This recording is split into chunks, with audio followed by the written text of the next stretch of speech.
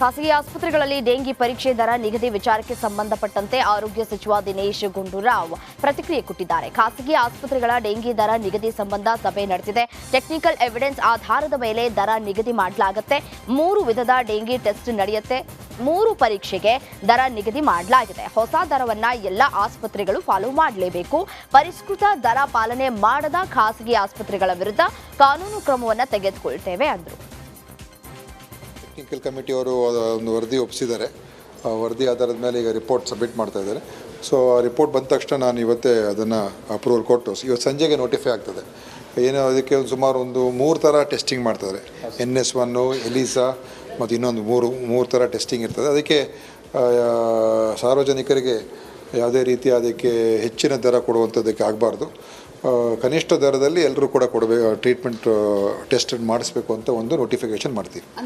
ಇಲ್ಲ, ನಾನು ಹೇಳಿದ ಕನಿಷ್ಠ ಮಟ್ಟದ್ದು ನೋಡಿಕೊಂಡು ಎಲ್ಲರೂ ಕೂಡ ಅದೇ ದರದಲ್ಲಿ ಈ ಡೆಂಗಿ ಟೆಸ್ಟಿಂಗ್ ಮಾಡಬೇಕು ಅಂತ ನಾವು ನೋಟಿಫೈ ಮಾಡ್ತೀವಿ. ಅದು ನಾನು ಈಗ ರಿಪೋರ್ಟ್ ಬರ್ತದೆ, ಇನ್ನು ಫೈಲ್ ಮೇಲೆ ಬರ್ತದೆ ನನಗೆ. ಇವತ್ತು ಸಂಜೆ ಒಳಗಡೆ ನಾವು ಅದನ್ನು ಪ್ರಕಟಣೆ ಮಾಡ್ತೀವಿ. ಫಾಲೋ ಮಾಡಬೇಕಾಗ್ತದಲ್ಲಮ್ಮ. ಫಾಲೋ ಮಾಡಲಿಲ್ಲ ಅಂತ ಹೇಳಿದ್ರೆ ನಾವು ಅವ್ರ ಮೇಲೆ ಕ್ರಮ ತೊಗೊಳ್ಳೋದಕ್ಕೆ ನಮ್ಮ ಆ್ಯಕ್ಟಲ್ಲಿ ಬೇರೆ ಎಲ್ಲ ಪ್ರೊವಿಷನ್ಸ್ ಇದೆ. ಬಟ್ ನನಗನ್ಸೋದು ಎಲ್ಲರೂ ಫಾಲೋ ಮಾಡ್ತಾರೆ ಅಂತ. ಯಾಕಂದರೆ ಸಾರ್ವಜನಿಕರು ಕೂಡ ಎಲ್ಲ ಆಸ್ಪತ್ರೆಗಳು ಕೂಡ ಗೊತ್ತಿದೆ ಇದರ ಸಮಸ್ಯೆ ಏನು ಅಂತ. ಆದ್ದರಿಂದ ಖಂಡಿತವಾಗಿ ಎಲ್ಲರೂ ಇದನ್ನು ಫಾಲೋ ಮಾಡ್ತಾರೆ ನನಗೆ ವಿಶ್ವಾಸ ಇದೆ. ಯಾರಾದರೂ ಅದು ಫಾಲೋ ಮಾಡಿದ್ರೆ ಡೆಂಗಿ ಪರೀಕ್ಷೆಗೆ ಹೆಚ್ಚಿನ ಬೆಲೆ ವಿಧಿಸ್ತಾ ಇದ್ದ ಖಾಸಗಿ ಆಸ್ಪತ್ರೆಗಳಿಗೆ ಆರೋಗ್ಯ ಸಚಿವ ದಿನೇಶ್ ಗುಂಡೂರಾವ್ ಕಡಿವಾಣವನ್ನು ಹಾಕಿದ್ದಾರೆ. 2 ರೀತಿಯ ಟೆಸ್ಟಿಂಗ್ಗಳಿಗೆ ಒಟ್ಟು ₹600 ದರ ನಿಗದಿ ಮಾಡಿ ಆದೇಶಿಸಲಾಗಿದೆ. NS1 ಹಾಗೂ IgM 2 ಪರೀಕ್ಷೆಗಳಿಗೆ ತಲಾ ₹300 ನಿಗದಿಪಡಿಸಲಾಗಿದೆ. ಖಾಸಗಿ ಆಸ್ಪತ್ರೆಗಳು ಹಾಗೂ ಲ್ಯಾಬೊರೇಟರಿಗಳು ಡೆಂಗಿ ಟೆಸ್ಟ್ ಮಾಡುವುದಕ್ಕೆ ₹600ಗಿಂತ ಹೆಚ್ಚು ಹಣವನ್ನು ಪಡೆಯುವಂತಿಲ್ಲ. ಅಸಹಜ ಲೈಂಗಿಕ ದೌರ್ಜನ್ಯ ಪ್ರಕರಣದಲ್ಲಿ ಸೂರಜ್ ರೇವಣ್ಣನನ್ನ ಮತ್ತೆ ನ್ಯಾಯಾಂಗ ಬಂಧನಕ್ಕೆ ನೀಡಲಾಗಿದೆ. ಜುಲೈ 18ನೇ ತಾರೀಕಿನವರೆಗೆ ನ್ಯಾಯಾಂಗ ಬಂಧನಕ್ಕೆ ನೀಡಿ ಕೋರ್ಟ್ ಆದೇಶವನ್ನ ನೀಡಲಾಗಿದ್ದು, ಅಧಿಕಾರಿಗಳು ಪರಪ್ಪನ ಅಗ್ರಹಾರ ಕೇಂದ್ರ ಕಾರಾಗೃಹಕ್ಕೆ ಸೂರಜ್ನನ್ನ ಕರೆತಂದಿದ್ದಾರೆ.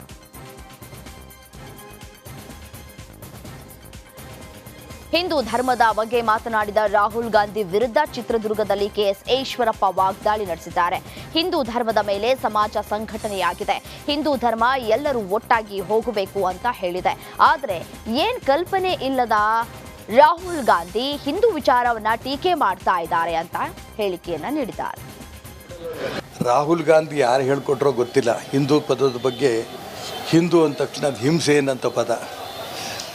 ನಿಜಕ್ಕೂ ನಮಗೆಲ್ರಿಗೂ ತುಂಬ ನೋವಾಯಿತು. ನಾನು ಯಾವುದೇ ಕಾರಣಕ್ಕೂ ಇದನ್ನು ರಾಜಕಾರಣಕ್ಕೆ ಬಳಸೋಕ್ಕೆ ಇಷ್ಟಪಟ್ಟಲ್ಲ. ಈಗ ತಾನೇ ವಿರೋಧ ಪಕ್ಷ ನಾಯಕರಾಗಿದ್ದಾರೆ ರಾಹುಲ್ ಗಾಂಧಿಯವರು. ಅವರು ವಿರೋಧ ಪಕ್ಷವಾದ ನಾಯಕರಾಗಿ ಯಶಸ್ವಿ ಆಗಲಿ ಅಂತ ಅವ್ರಿಗೆ ಶುಭ ಕೋರ್ತೇನೆ. ಆದರೆ ಇಡೀ ಪ್ರಪಂಚದಿಂದ ಹಿಂದೂ ಸಮಾಜದ ಪ್ರತಿಯೊಬ್ಬ ವ್ಯಕ್ತಿಗೂ ಇದರಿಂದ ನೋವಾಗಿದೆ. ಹಾಗಾಗಿ ಅವರು ಕ್ಷಮೆ ಕೇಳಬೇಕು ಅಂತ ನನ್ನ ಅಪೇಕ್ಷೆ. ರಾಹುಲ್ ಗಾಂಧಿ ಯಾರು